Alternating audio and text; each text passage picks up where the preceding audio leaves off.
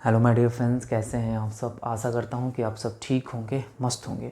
आप सभी को पता है बिहार में बहुत ही ज़्यादा संख्या में टीचर की बहाली होने वाली है और टीचर की बहाली एक एग्ज़ाम्स के थ्रू होगा। आप सभी को ये भी पता है कि वो एग्ज़ाम जो है वो बीपीएससी लेंगे और बीपीएससी का एग्ज़ाम सिलेबस क्या होगा, पैटर्न क्या होगा, इसका भी नोटिस, ऑफिशियल नोटिस वेबसाइट पर आ चुका है। और बहुत सारे बच्चे को कन्फ्यूज़न है समझने में कि सर कैसे एग्ज़ाम्स होगा, सिलेक्शन प्रोसेस क्या होगा, कौन कौन से टॉपिक से क्वेश्चंस बनेंगे, क्वेश्चंस का लेवल कैसा होगा, कौन सी क्लास तक होगा, निगेटिव मार्किंग होगा या नहीं होगा, क्वालिफाइंग मार्क्स क्या होगा। कंप्लीट डिटेल्स आज इस वीडियो में इजी वे में मैं आपको बताने वाला हूँ। पूरा वीडियो को ध्यान से देखिएगा, सब कुछ समझ में आ जाएगा और पहला अटेम्प्ट में आप एग्ज़ाम क्वालिफाई कर जाओगे। जो भी इम्पॉर्टेंट बातें हैं, एग्ज़ाम्स की तैयारी कैसे करें, कौन सी टॉपिक कौन सी बुक से पढ़े, सब कुछ मैं डिटेल के साथ मैं आपको बताने वाला हूँ। ठीक है, तो शुरुआत करते हैं। और शुरुआत करने से पहले आप सभी से एक रिक्वेस्ट मैं करना चाहूँगा, अगर आप चैनल पर नए हो, अगर अभी तक आपने चैनल को सब्सक्राइब नहीं किया है तो कर लीजिए, बेल आइकन को प्रेस कर लीजिए ताकि जब भी कोई वीडियो अपलोड होगा सबसे पहले नोटिफिकेशन इन्फॉर्मेशन आपको मिल जाए, ताकि कोई भी इंपॉर्टेंट वीडियो मिस ना कर पाओ। ठीक है, तो हम लोग शुरुआत करते हैं। सबसे पहले हम लोग बात करेंगे बीपीएससी, ये आपका बीपीएससी टीचर पोस्ट के एग्ज़ाम पैटर्न और सिलेबस के बारे में है। हम लोग बात करते हैं बिहार में कितने स्टेज में आपके टीचर की बहाली होगी, तो ध्यान रखना टोटल स्टेज की बात करते हैं तो 3 स्टेज आपको देखने को मिलेंगे। सबसे पहला स्टेज की बात करते हैं तो पहला स्टेज आपके सामने है प्राइमरी टीचर। ठीक है, प्राइमरी टीचर की बात करते हैं तो इसमें 1 to 8 जो भी आपकी क्लासेस है, 1 to 8 क्लासेस के जो भी टीचर बनेंगे वो इस स्टेज में आएंगे, प्राइमरी टीचर के स्टेज में आएंगे। और जो दूसरा स्टेज आपके सामने है वो आपके सामने है secondary school teacher. Secondary school teacher की बात करते हैं, ध्यान रखना जो भी हाई स्कूल है 9th और 10th के टीचर इस स्टेज में बनेंगे। और जो तीसरा स्टेज आपके सामने है वो आपके सामने है higher school teacher. Higher school teacher की बात करते हैं तो 11th-12th के क्लास में टीचर बनेंगे इस स्टेज से। आया समझ में? तो 3 स्टेज में आपके एग्जामिनेशंस होने वाले हैं, 3 स्टेजेस में आपकी बहाली होगी। तो तीनों स्टेज को हम लोग बारीकी से समझते हैं, कैसे एग्जाम्स होगा, कौन कौन से क्वेश्चंस पूछे जाएंगे, किस टॉपिक से क्वेश्चन पूछेंगे, ध्यान से समझना। ठीक है, पहले ध्यान से देख लेना, उसके बाद कोई भी क्वेरी हो, कोई क्वेश्चंस आप मुझसे पूछना चाहते हो तो लास्ट में बताऊंगा कैसे आप मेरे से कांटेक्ट कर सकते हो। ठीक है, चलिए शुरुआत करते हैं।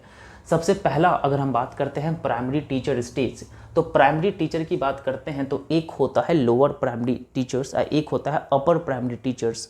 लोअर प्राइमरी टीचर की बात करते हैं तो 1 to 5 होगा और अपर की अगर हम बात करते हैं तो 6 to 8 होगा।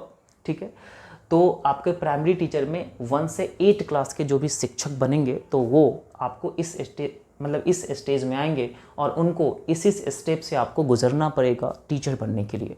तो सबसे पहला जो आपके सामने स्टेप्स है, अगर आप बिहार में शिक्षक बनना चाहते हो 1 to 8 में, ठीक है, सेकेंडरी मतलब आपका प्राइमरी टीचर आप बनना चाहते हो तो ध्यान रखना सबसे पहला स्टेप आपको बात करते हैं तो सबसे पहले आपको आपके पास सीटेट और बीटेट क्वालिफाई होना चाहिए। अगर आप सीटेट बीटेट क्वालिफाई नहीं हो तो आप इस एग्ज़ाम्स में अपीयर नहीं हो पाओगे। तो सबसे पहला स्टेप आपके सामने है, सीटेट या बीटेट आपके पास होनी चाहिए। जो पहले से नियोजित शिक्षक है उनको ये करने की ज़रूरत नहीं पड़ेगी, उनको ये स्टेप क्वालिफाई करने की ज़रूरत नहीं पड़ेगी, वो डायरेक्टली स्टेप 2 में जा सकते हैं। लेकिन जो बच्चे अभी तक टीचर नहीं बने हैं तो उनके लिए पहला स्टेप कंपलसरी है, ये पहला स्टेप डेफिनेटली आपको क्वालिफाई करना पड़ेगा। तो सीटेट और बीटेट पेपर 1 पेपर 2 आपके पास होना चाहिए। ठीक है, उसके बाद बात करते हैं स्टेप 1। जब आप क्वालिफाई कर जाओगे तो स्टेप 2 में जाओगे। स्टेप 2 आपके सामने है बीपीएससी, जो इसी के थ्रू आपके जो भी बिहार में टीचर की बहाली होने वाली है वो इसी एग्जाम्स के थ्रू होगा। ठीक है, तो बीपीएससी एग्ज़ाम्स आपका कंडक्ट करवाएगी। और बात करते हैं इस एग्ज़ाम्स में किस किस टाइप के क्वेश्चन देखने को मिलेंगे, तो ध्यान रखना सबसे पहला आपके सामने है लैंग्वेज पेपर।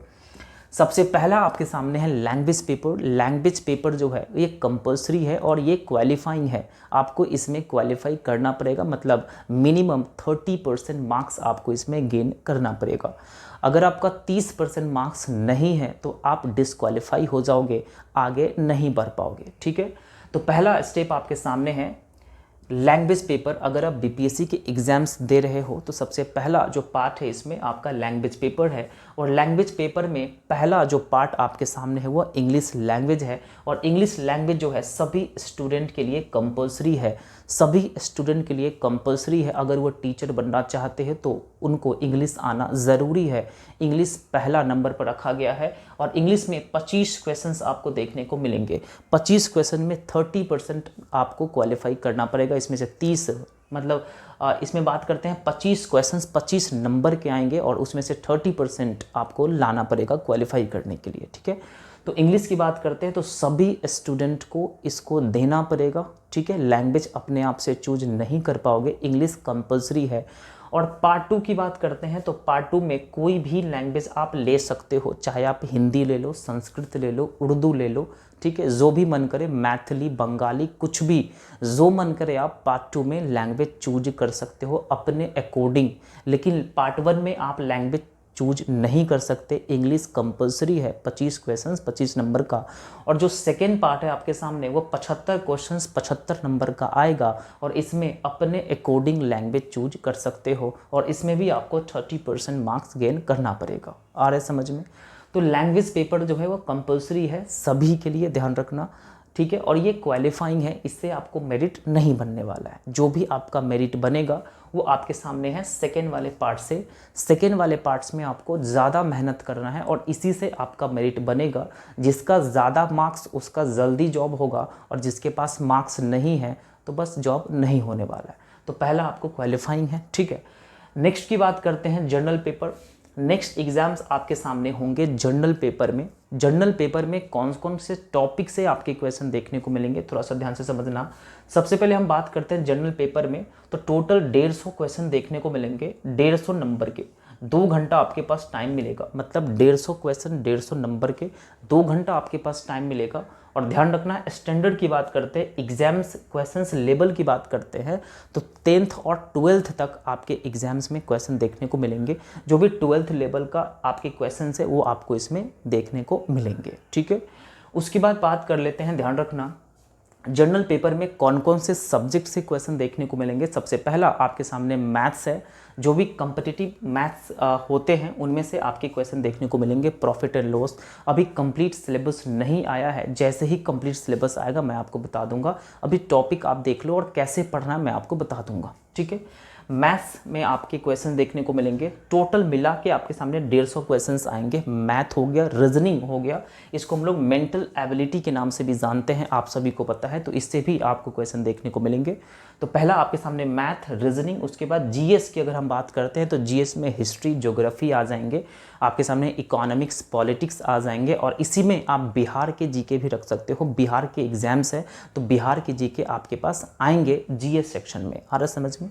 नेक्स्ट सेक्शन की अगर हम बात करते हैं तो जनरल साइंस आप इसको कह सकते हो। जनरल साइंस में यहाँ पे आ जाएगा आपके सामने फिजिक्स, केमिस्ट्री और उसके सामने बियोलॉजी आएंगे और हो सकता है इसमें कंप्यूटर भी आ सकते हैं, तो कंप्यूटर को भी छोड़ना नहीं है, ठीक है। उसके बाद बात करते हैं, मोस्ट इंपॉर्टेंट टॉपिक आपके सामने है करंट अफेयर्स। ये 100% आएंगे, ध्यान रखना, इसका वेटेज सबसे ज़्यादा होगा, इसलिए करंट अफेयर पर ज़्यादा जोर देना है, ज़्यादा पढ़ना है, डेली बेसिस पे पढ़ना है, ठीक है। करंट अफेयर्स कैसे पढ़े मिल जाएगा, लिंक डिस्क्रिप्शन में जाकर देख लेना वीडियो के अंत होने के बाद, ठीक है, आपको समझ में आ जाएगा। उसके बाद बात करते हैं ईवीएस सेक्शन से आपके सामने क्वेश्चन देखने को मिलेंगे। जो भी ईवीएस है आपका तीसरा क्लास से लेके 5वां क्लास तक आपके एनसीईआरटी किताब है ईवीएस का, उससे आपके क्वेश्चन देखने को मिलेंगे। तो ईवीएस आपको पढ़ना पड़ेगा। और अगर आप कंप्लीट ईवीएस की जानकारी लेना चाहते हो, टॉपिक वाइज सिस्टमैटिक ढंग से आप पढ़ना चाहते हो, तो लिंक मिलेगा डिस्क्रिप्शन में, जाकर देख लेना। टॉपिक वाइज वहाँ पे ईवीएस मैंने टोटलर कंप्लीट टॉपिक वाइज मैंने वहाँ दिया है और आपको टोटल समझ में आ जाएगा, प्रॉपर ढंग से आपका ईवीएस कंप्लीट हो जाएगा, ठीक है। तो इतना टॉपिक आपके एग्जाम्स में पूछे जाएंगे और जो भी आपके सामने टॉपिक है, एग्जाम्स क्वेश्चंस का जो लेवल होगा, ध्यान रखना, वो 12th तक हो सकता है, ध्यान से समझना। तो जो भी कंपटीशन का मैथमेटिक्स है, आर.एस. अग्रवाल हो गए, जो भी आपके मार्केट में अवेलेबल है वो मैथ का किताब लेकर आओ, उसमें बहुत सारे क्वेश्चंस मिलेंगे। अर्थमेटिक, एडवांस मैथ्स यहाँ पे आपको देखने को मिलेंगे। उसके बाद रीजनिंग की बात करते हैं तो रीजनिंग के लिए आपको मिलेगा लिंक डिस्क्रिप्शन में, वहाँ जाकर देख लेना। पीयूष सर का एक रीजनिंग का बुक आता है, वो भी ले सकते हो, या RS अग्रवाल का एक रीजनिंग का बुक होता है, वो भी ले सकते हो। इंपॉर्टेंट है, उससे आपका रीजनिंग कंप्लीट हो जाएगा। ठीक है, उसके बाद जीएस की बात करते हैं। जीएस में आपके सामने हिस्ट्री, ज्योग्राफी, पॉलिटिक्स, इकोनॉमिक्स आते हैं, और इसमें आपको बिहार के जीके भी आप इसमें रख सकते हो। तो लूसेंट का किताब लेकर आना, या ज़्यादा मैं कहूँगा बीपीएससी का एग्जाम्स है, ठीक है, बीपीएससी के एग्जाम से कॉन्सेप्चुअल क्वेश्चन ज़्यादा आएंगे, तो ज़्यादा मैं कहूँगा एनसीईआरटी किताब आप ले लो। ठीक है, एनसीईआरटी किताब से पढ़ो, ज़्यादा बेटर है। अभी देखोगे अरिहंत का बुक आता है एनसीईआरटी नोट्स करके, वो बुक आप परचेज कर लेना। ठीक है, सब्जेक्ट वाइज उससे आपको कवर हो जाएगा कंप्लीट एनसीईआरटी, और अच्छे नंबर आप गेन कर पाओगे। ठीक है, उसके बाद बात करते हैं हम लोग जो भी आपका साइंस है, जनरल साइंस है आपके सामने। कॉम्पिटिटिव में जितने भी जनरल साइंस के क्वेश्चंस आते हैं, लाइक फिजिक्स, केमिस्ट्री, बियोलॉजी और कंप्यूटर भी इसमें आप ऐड कर सकते हो, तो ये भी आप पढ़ सकते हो लूसेंट के जनरल साइंस की किताब से, वहाँ पे आपका कॉन्सेप्ट क्लियर हो जाएगा। उसके बाद बात करते हैं करंट अफेयर्स। तो आप डेली बेसिस पे यूट्यूब पर क्लास देख सकते हो, या ऑफलाइन मार्केट में बुक अवेलेबल है। ठीक है, ईयरली वाइज तो आप लोगों तो स्पीडी पब्लिकेशन का बुक आता है करंट अफेयर्स, तो वो भी आप परचेज कर सकते हो। उसके बाद एडिटेरिया का बुक आता है, वो भी आप परचेज कर सकते हो। ठीक है, उसके बाद ईवीएस के लिए मैंने आपको बता दिया, आपको कुछ नहीं करना है ईवीएस पढ़ने के लिए। एनसीईआरटी किताब आपके पास है तो वो पढ़ लो, नहीं तो मिलेगा लिंक डिस्क्रिप्शन में कंप्लीट ईवीएस करके, वहाँ पे आप जाकर कंप्लीट ईवीएस अपना ठीक कर दोगे। ठीक है, कंप्लीट जानकारी मैं वहाँ पे बता रहा हूँ, टॉपिक वाइज सिस्टमैटिक ढंग से पढ़ा रहा हूँ, तो वहाँ पे ईवीएस आपको टेंशन नहीं लेना है, आपको समझ में आ जाएगा और ईवीएस आपका कंप्लीट हो जाएगा। आ गया समझ में? 150 क्वेश्चन 150 नंबर के आएंगे, 2 घंटा टाइम मिलेंगे। ठीक है, लेवल ऑफ क्वेश्चंस की बात करते हैं तो 12th लेवल तक आपके क्वेश्चन देखने को मिलेंगे। थोड़ा सा हार्ड हो गया, बस थोड़ा सा मेहनत करना और एग्जाम से निकल जाएगा। आप सभी को पता है कि मैक्सिमम 3 टाइम्स आपको मिलेंगे एग्जाम क्वालिफाई करने के लिए, तो अभी से मेहनत करोगे तो डेफिनेटली पहला अटेम्प्ट में आपका एग्जाम क्वालिफाई हो जाएगा, सिस्टमैटिक ढंग से पढ़ोगे तो। ठीक है, नेक्स्ट स्टेज की बात करते हैं। जो अगला स्टेज आपके सामने है वो आपके सामने है सेकेंडरी स्कूल टीचर। तो सेकेंडरी स्कूल टीचर में आपके सामने हाई स्कूल में जितने भी टीचर मतलब बनेंगे वो आते हैं सेकेंडरी स्कूल टीचर की कैटेगरी में। तो इसमें 9th और 10th क्लास के शिक्षक आप बनोगे। ठीक है, तो इसके लिए आपको क्या क्या करना पड़ेगा थोड़ा सा ध्यान से समझना। सबसे पहला स्टेप आपके सामने है, बिहार में जो भी एस्टेट हुए हैं पेपर फर्स्ट आपको क्वालिफाई होना पड़ेगा। अगर आपके पास ये नहीं है डिग्री तो आप इस एग्जाम्स में अपीयर नहीं हो सकोगे, ध्यान रखना। तो आपके पास एस्टेट की डिग्री होना चाहिए, एस्टेट क्वालिफाई होना चाहिए, एस्टेट पेपर फर्स्ट आपके पास होना चाहिए, तभी जाके आप पहला स्टेप कंप्लीट करोगे। और जब ये स्टेप आप कंप्लीट कर लोगे तो आप जाओगे सेकेंड स्टेप में, आप बीपीसी के एग्जाम्स में फॉर्म अप्लाई कर सकते हो। तो पहला आपको ये कंप्लीट करना पड़ेगा, उसके बाद आपको बीपीसी एग्जाम्स में जाओगे। उसके बाद बात करते हैं इसका सिलेबस क्या होगा। तो सबसे पहला जो सिलेबस आपके सामने है लैंग्वेज पेपर, मैंने आपको बताया लैंग्वेज पेपर क्वालिफाइंग है, और जो इसका पैटर्न है लैंग्वेज के लिए सेम टू सेम इसका पैटर्न भी होगा। इसमें भी 2 पार्ट में डिवाइड है लैंग्वेज। पहला पार्ट आपके सामने इंग्लिश है जो कंपलसरी है सभी बच्चे के लिए, और जो सेकेंड पार्ट है आपके सामने कोई भी लैंग्वेज चूज कर सकते हो आपके अकॉर्डिंग, हिंदी, उर्दू, ठीक है, बांग्ला, संस्कृत, कोई भी आप चूज कर सकते हो। ठीक है, सेम है दोनों, ध्यान रखना, इसमें कोई प्रॉब्लम नहीं होनी चाहिए।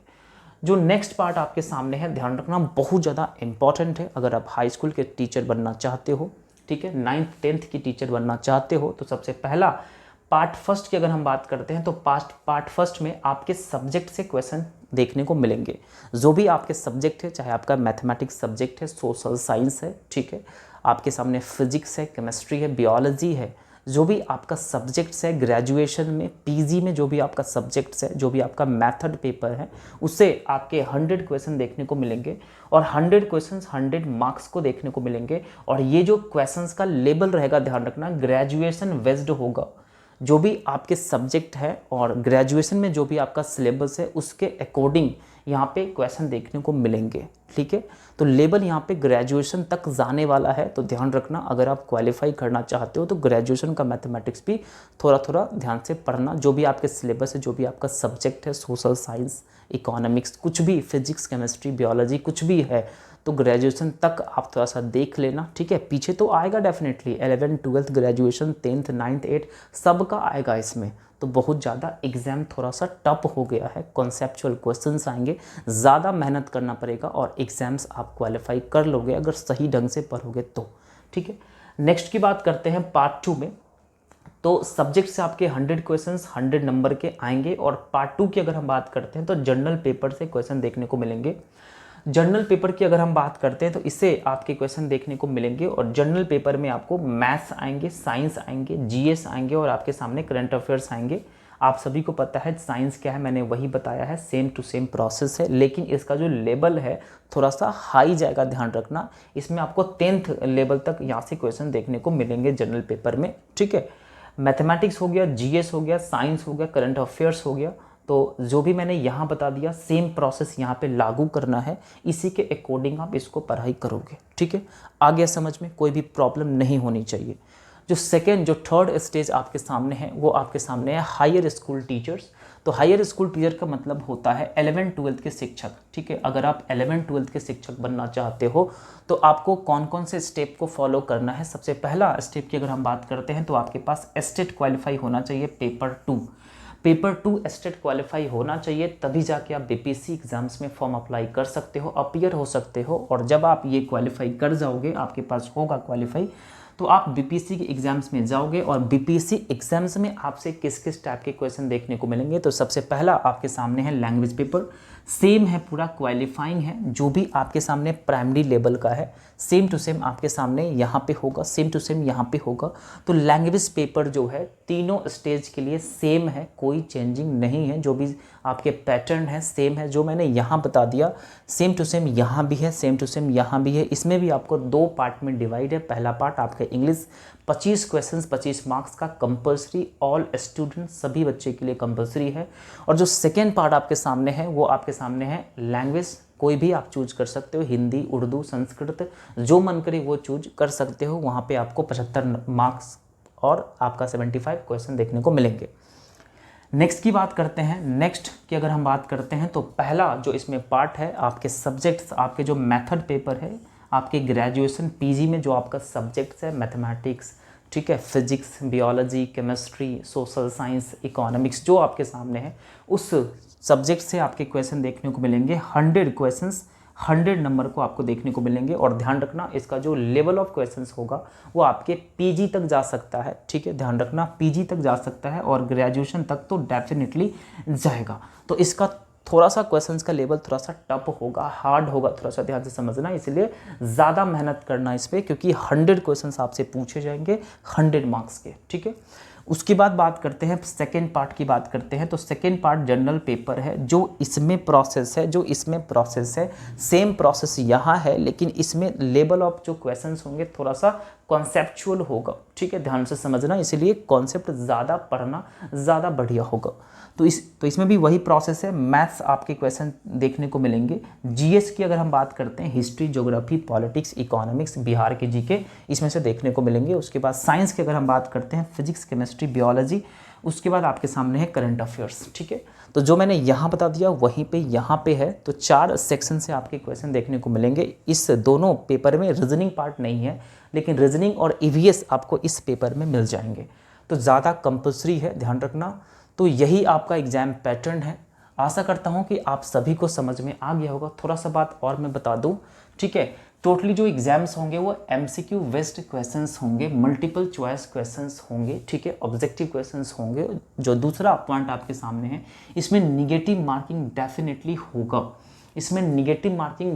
होगा, सभी के लिए निगेटिव मार्किंग होगा, कंपलसरी है। उसके बाद बात करते हैं इसमें क्वालिफाइंग की अगर हम बात करते हैं, अगर आप जनरल कैटेगरी के हो तो आपको 40% मार्क्स लाना पड़ेगा।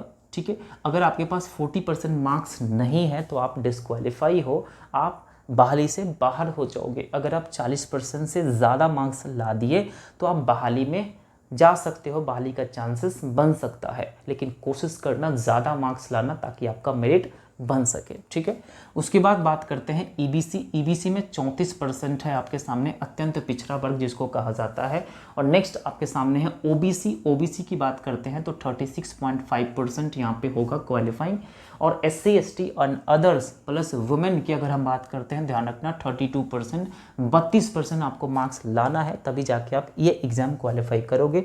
एक चीज़ मैं आपको बता दूं, जो आपके सामने लैंग्वेज पेपर है वो आपके primary teacher, secondary school teacher और हायर स्कूल टीचर में तीनों में सेम आपका सिलेबस है, सेम पैटर्न होगा। लेकिन ये तीनों जो पेपर है, लैंग्वेज पेपर क्वालिफाइंग है, इससे आपको मेरिट नहीं बनेगा। आपको जो भी मार्क्स गेन करना है वो सेकेंड वाले पार्ट में आपको मार्क्स गेन करना है। सब मिला के आपको 40% जनरल कैटेगरी के लिए लाना पड़ेगा।